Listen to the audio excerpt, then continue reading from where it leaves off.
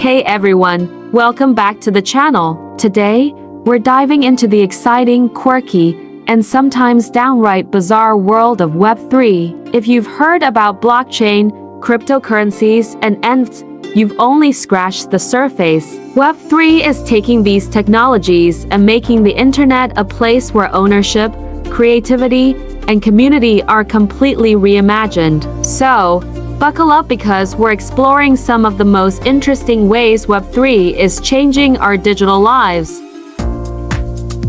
Social media in Web3 is turning the idea of followers and likes on its head. Imagine if your followers were actually yours, meaning you could take them with you to any platform, no more locked-in networks. Lens Protocol is one example of this, letting users own their social graph, fancy talk for friends and followers, and take it to different Web3 apps. If you leave one app, you don't lose your entire social identity. Platforms like this make content ownership real, so no more relying on a single platform's algorithm. With Web3, your fans follow you wherever you go. This freedom also means creators can actually own their work and directly monetize it, without worrying about algorithm changes or random takedowns.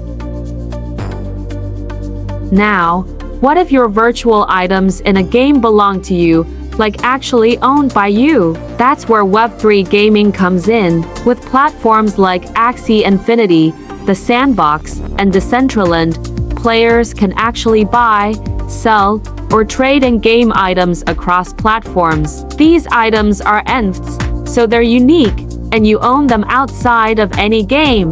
And this idea of play to earn means you could make real money by just playing games, not just limited to games. This is expanding into virtual worlds or metaverses where you could own digital land, build businesses, or host events, just like in real life. The virtual economy is booming, and it's all thanks to Web3. If you love democracy, you'll love DAOs, or decentralized autonomous organizations. Imagine a company or group project where everyone has a say, from big decisions to tiny details. DAOs let people pool funds, vote on decisions, and make things happen together. There are DAOs for everything, from buying rare NFTs to creating art and even organizing events. Take Please DAO, which once raised funds to buy the only copy of an album by the Wu-Tang Clan. And if music isn't your thing, there's Pizza DAO, a DAO dedicated to pizza. They actually celebrate Pizza Day by giving out free pizza funded by the community. Web3 is full of creative ways for people to connect and collaborate. When we think of NFTs, a lot of people just think of digital art, but there's a whole other world of NFT utility out there. For example, NFTs as event tickets. Instead of a paper or mobile ticket, you can own a digital asset that gives you access to concerts, conferences, or VIP events. Or what if you could be part of an exclusive club by owning an NFT? The Bored Ape Yacht Club does this, offering NFT holders access to parties, events, and an online community. NFTs are becoming like digital keys, and it's all thanks to Web3's promise of unique, verifiable ownership.